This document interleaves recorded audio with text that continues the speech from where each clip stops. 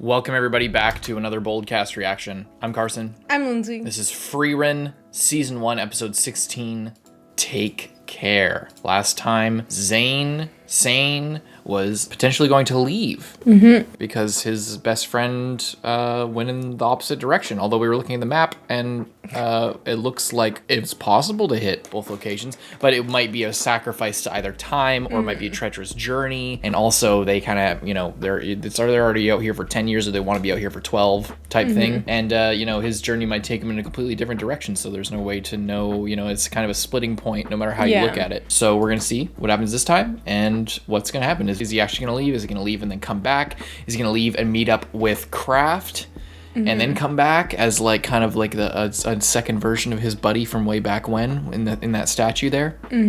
Something like that. Or are we just going to have a great time in this episode of Frieren? I think at least one of those things is true. And you can leave a like and subscribe to make sure that happens. Hope you enjoy most of all. Let's get right into it. Uncuts for the unavailable episodes on YouTube are on Patreon. Timer reactions available to all $10 patrons. Check that out. Look at the description. Patreon.com/BOLDcast.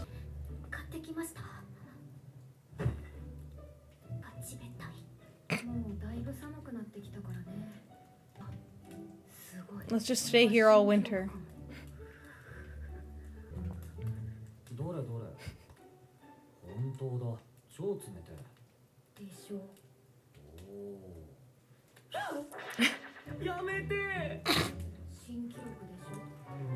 The soundtrack's awesome. I love the music. Snow.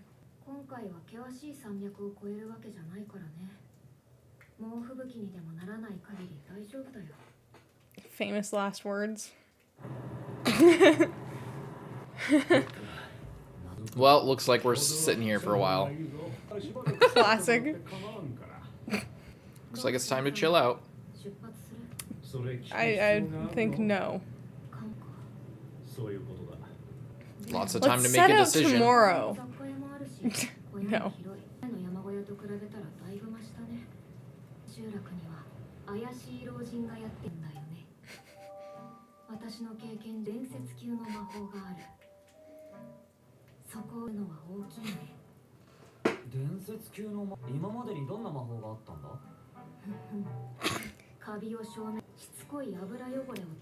Such amazing high-level spells. It's the bleach spell. Sometimes I drink it. I'm Frieren.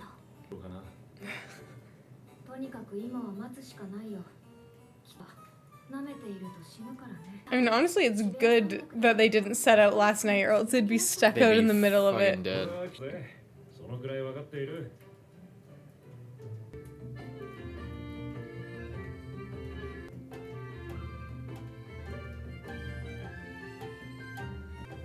I love these montages. Frieren, cozy Frieren montage. It's so nice.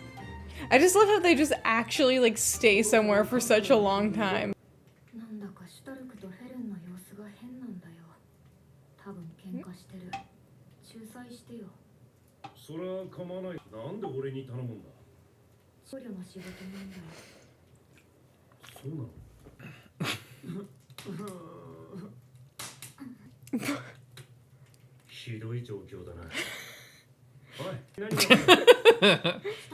They're like little toddlers. Well trained. It's just like, yeah, it's all my fault.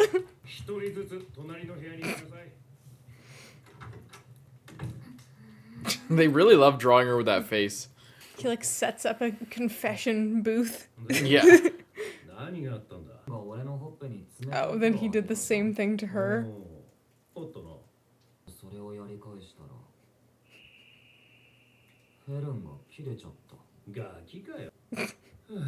It was just a joke. I feel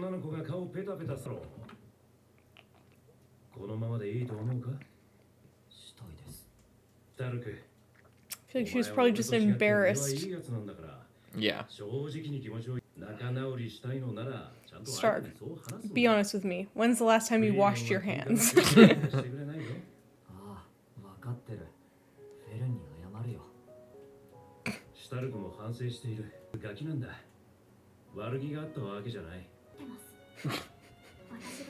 I know. It's actually my fault for freaking out.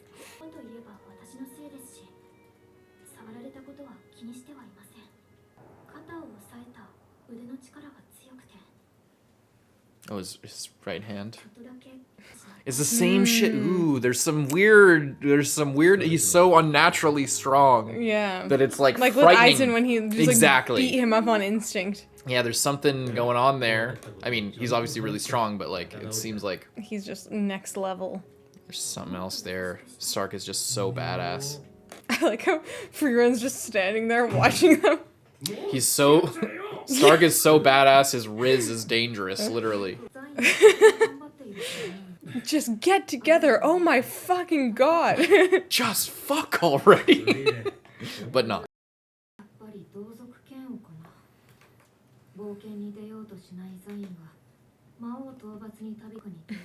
I never thought of that. It's the same thing.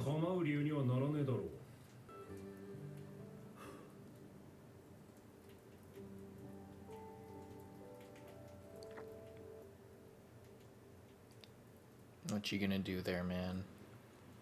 やっぱり俺はゴリラを追いかけるよ。もう後悔するつもりはないんだ。分かっている。じゃあ元気で。We're going with you. またね。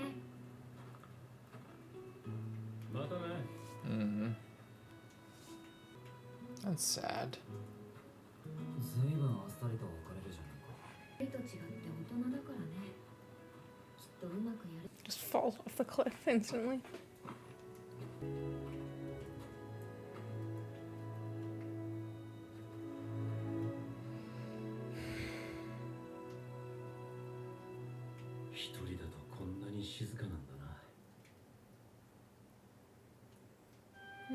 That's sad. I hope we Just see him like again that, one day. Man. Now Frieren's just third wheeling.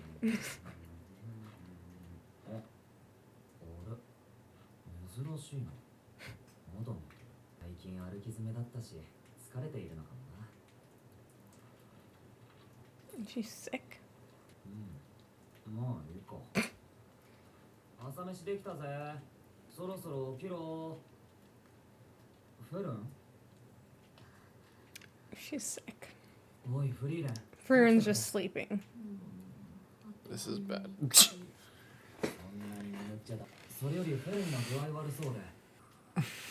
Come on now. おい。She's pretending to sleep. やめてよ。熱があるね。どうして寝てなくちゃ。Eat the good enough soup that Stark made. Good enough soup. I'm just thinking of in Lord of the Rings when Aragorn like eats the soup and it's just like he's like spits it out. She's like, "Do you like it?" 魔法で病気の判像がわかる。でも病気の判別って確か聖典の所持者しか使えないって話じゃん。私と思っている。え？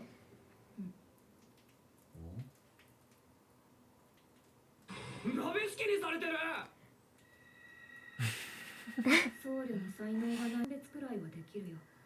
私病気はわかんない。大丈夫かよ。So she's It's got a very little... inconvenient, just a cold.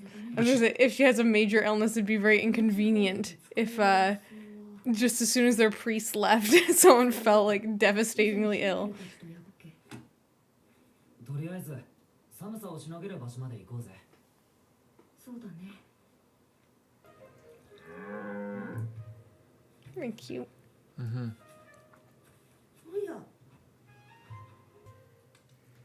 いやー、助かったぜ。こんな山の中に人が住んでいるだなんてな。たんだけどね。もう何十年も前のことよ。よなる由緒ある村だったのだけれどもね。まあ、ゆっくりや。ありがとう。ところで桜の木があったよね。ええ。An icicle cherry blossom tree. There's got a statue there. Mm-hmm. 風邪をひいた時、手を握ってあげると安心するんだよ。小さい頃からそうなんだ。どうしたの？フリーレン様。You're exposing me, Frieren. Why would you do this? そっか。そうだね。 To her, it's just been like the blink of an eye. Mm-hmm. 立派な大人か。くらいの女の子だね。 She just keeps on talking about her. 私の中では I was way taller than her for like a year. この先もずっとそうだ。 Good old Mama Frieren. Mm-hmm. 釣りの材料を集めないとね。ああ。 She doesn't really think about like what that means for their relationship. Just like, you'll always be my baby. Yeah, Fern. yeah. Look at that guy. I love that.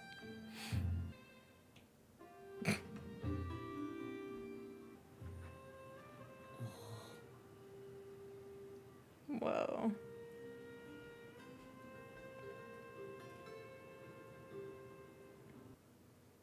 私はどうすればよかったんだろうね。もうやりたいようにやるしかないんじゃないか。少なくとも師匠はそうしていたぜ。多分人には心の支えが必要なんだ。やってもらって悪い気分になるやつはいねえよ。何のつもり？うなされていたから。風邪の時は心細いからね。亡くなった母はこうしてよく手を握ってくれた。不思議と落ち着くんだ。子供の頃の話でしょ。心の支えが必要。悪い気分ではないだろう。そうだね。悪くないかも。気遣う僕もなかなかイケメンだろう。待ってて。薬できましたよ。多分フェルンが恥ずかしがっていたのは俺がいたからだ。人に見られたくなんかないよな。ありがとうね、シュタルク。やりたいようにやってみるよ。僕が風邪をひいた時は私が手を握ってあげるね。やだよ。じゃあキノコを回収する Well, look at them. しょった。思ったよりもでっかい。怖い。量を加えて。 They're really brewing up a something potion there. すごく怖い。口を開けて、フェルン。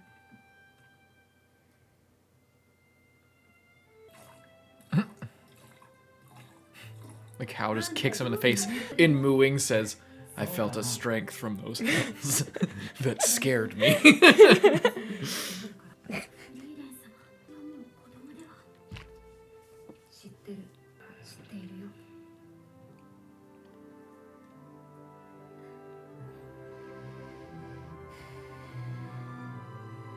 Goodbye, This lady was lonely so old nice. lady.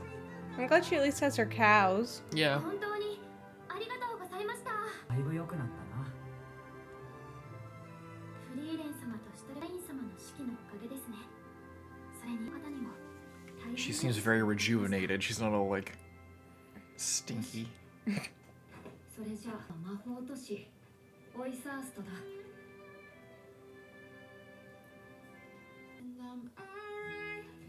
Whoa. Ooh. Reprise with the different visuals. I love it. It's like the monster ED almost. I almost cried. Test takers. 一級魔法使い選抜試験を行う。 What'd you think of that episode? It was a really good episode. I liked it. It was, sad to say goodbye, but I love getting another montage of them just hanging out. And then at the end, it's like, wait a minute, we didn't even hang out. We were just so normal. And then it's just over. It's like, okay, bye. It's just like very anticlimactic, but still nice and wholesome and kind of bittersweet. Like a bittersweet departure. Like, you're going after your friend and doing what you set out to do, but it's also sad because it was just nice with everyone hanging out. Mm-hmm. But we'll see him again. There's no way you give that kind of like short goodbye and then, you just throw away the character. Like we're definitely. I think we'll see him again to some capacity. I seriously think he'll probably end up with Kraft. Mm-hmm. Maybe he'll find out that his friend is dead, or maybe he'll end up with his friend, hopefully. or he'll find out what happened to him at the very least. Maybe he died a hero, or like he defended people, or maybe we'll see him in battle and he'll just be a badass, and then we'll see him die and then can report that to him. But I bet we'll probably run into Kraft again, and Kraft will probably like him, and they'll probably chill together. That would be a badass sort of power dynamic combo there. Would be them two. Yeah, it would be cool if like his friend, maybe, I mean, it wouldn't be cool if his friend was dead, but it could be interesting if he found out that his friend had died and then he was like gonna give up and go back, but then he meets Kraft and is kind of re-inspired, and it will like take up the mantle of his friend, like how Kraft like had to move on after his human friend died, and then they can be like replacements, or kind of like how Frieren is like learning about her relationship with Himmel through Fern and Stark. It's a similar thing like that. And even though Zion is human, you know, he still has to live with that loss for the next 60 plus years. So yeah, I really liked how that was handled, and I liked just getting one last like montage of them all hanging out, and freaking Fern and Stark just like just clearly just like liking each other so much, but it's just so awkward, and then it's just like, just date already.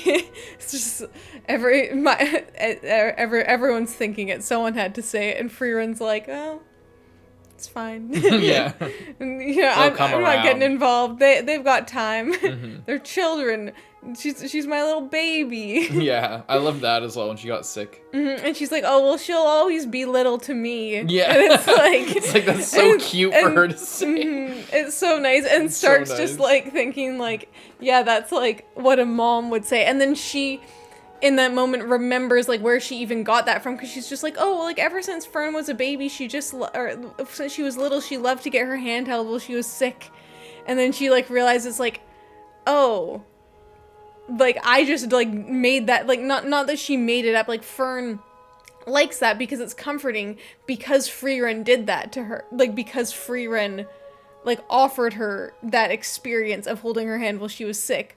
But Frieren only learned about that because Himmel showed that to her, and he only knew about that because his mom showed it to him. His mom did that to him. Exactly. Yeah. So it's like this like passing down of a thing. It's like, oh well, she's just always liked that. And it's like, well, she does always like that, but she never would have known that she liked that if you didn't, you know, show her love in that way.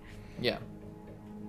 And reinforces, the mother-daughter bond there, and what the nature of their relationship, even if they don't show it. Like, you know, Stark is surprised because he's just like, you never treat her like a kid like that. She's just like, I didn't think I was treating her like a kid. I was just treating her like Fern. It's like, well, yeah, there you go. You know, that's you crack the code right there. You think of her as a child without even knowing that you think of her as like a mother-child relationship.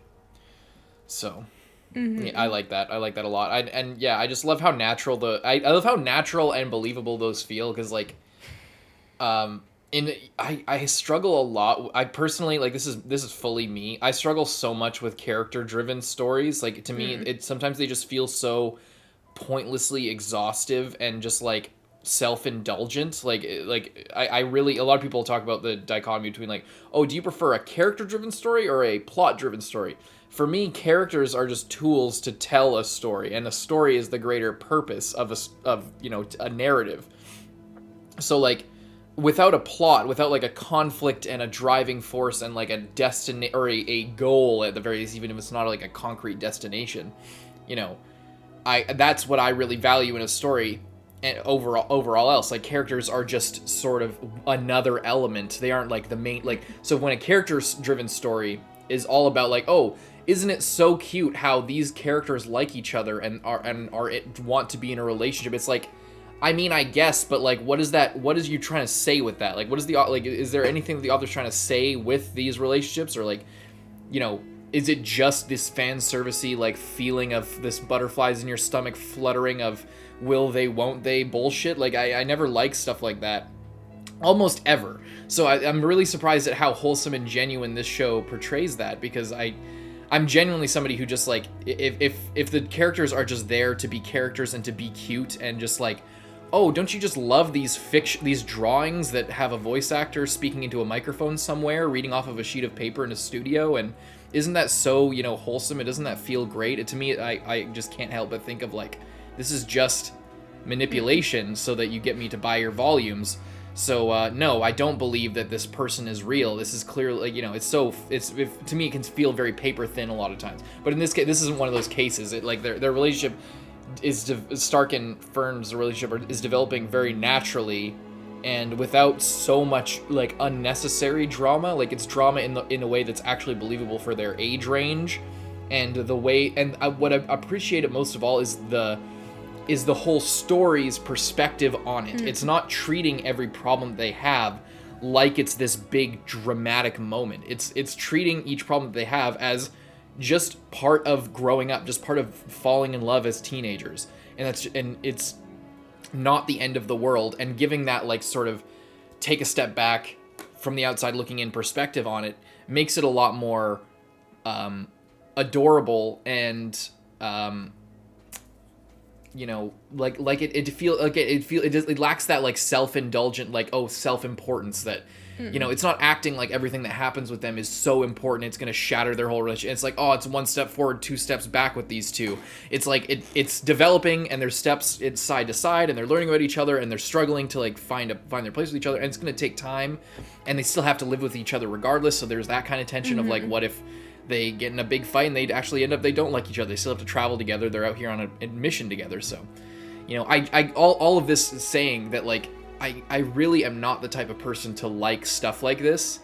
But I really like it. I really like it. And it's good in a way that, like, other characters, the whole plot of the show it's balancing it really well. It's like, I think that's what I really love about the show, and what this episode illustrates to me is that it is willing to let characters go. It's willing to let them bond, but not, play with my emotions as if, like, it's expecting me to get so invested in their, like, teenage romance to the point where I'm, like, freaking out about it. I know some people probably are, but, like, I don't feel like the story is, like, expecting that of me. If a character, Zion is leaving, let's have this, like, super overly emotional goodbye when it's, like, unwarranted, but instead it's like, it is kind of sad. Like, it's sad. It just kind of lets you feel. It's like I feel like when I'm watching the show, I feel like the emotions that I'm feeling line up with, like, the emotions that the characters in the show are feeling, and the amount of importance that the show is giving to it. I feel like I do agree that sometimes it's like the shows can make things seem more important than they feel to me. Yeah. But yeah, this has a really good balance, and I just love, I love, like, just how realistic it is, and how the fact that they are able to just be like, we have to stay here for a month, but, like, we don't need to see everything that they do every day for the month.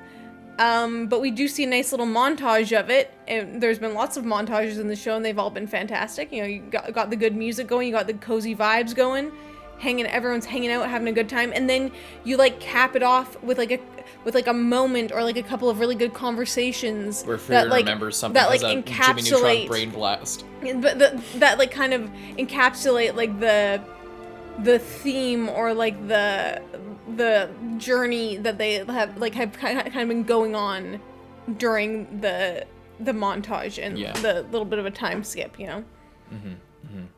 Yeah, I just really appreciate it, and I usually don't, this kind of thing. So I'm really enjoying a cozy vibe that isn't so self-serious, and but still has something to say, and is saying it properly, and I actually care about how the characters feel, because they aren't, like, making it such a giant tidal wave of fucking crazy emotion that, like, is just so over something that's just kind of underwhelming, So yeah, I like it a lot. I like where the story's going. I like where the characters are at. I like where I'm excited to see new characters. I want to see what because we've gotten such a deep dive into these 3 characters specifically, and then with Zion, where I'm just like, I wonder what, and with even the demons that were in that one city. So like we got a lot of character from them as well, in even that short period of time, and from obviously Frieren's previous group. But like, what is it? What other archetypes? Archetypes is like a reductive way of putting it, but like, you know, the character. What I mean by that is like the story. The author is using these like fantasy tropes and this like starting point of everything about this is the most classic fantasy. Everything, all the groundwork is laid by the last 100 years that you know of fantasy, particularly the last like 15, 20 years of Japanese fantasy, and like, or not even, is, European as well. But like, you know what elves are, you know what this and that, like all this stuff is laid out, demons, etc. You know how those generally interact with a modern fantasy story. All that stuff is laid. So now that we have those archetypes and all those tropes and that's all the groundwork laid, how can we sort of filter them out through this interesting lens of somebody who's like learning to love and learning to live in the aftermath of like the final quest line? This not subversive, but sort of a re-examination of these things. What new types of those tropes? We got the mage, and we got the priest, and we got the the young hero who's like down on himself, and all these things are filtered through this perspective that the story has because of the author's desire to sort of re-examine these things. What other things are we going to encounter? What other types of characters that are also classic are we going to meet? Like a Legolas. I guess we kind of did what Kraft kind of fits that bill a little bit. And I guess like Gandalf is more of like a flamme type figure. Like, what other of those types of characters, like a Merry and Pippin, or what other side tropey, classical style of character is going to appear in its own fresh and unique way and show us something new about that character archetype or that style of person that is common amongst fantasy. What are we going to see from that? What other things are we going to be surprised by? That's really interesting. And I think we're going to get a lot of that in the next arc as well. And I can't wait to see what happens then. Leave a like and subscribe. We'll see you guys next week. I'm Carson. I'm Lindsay. Bye-bye.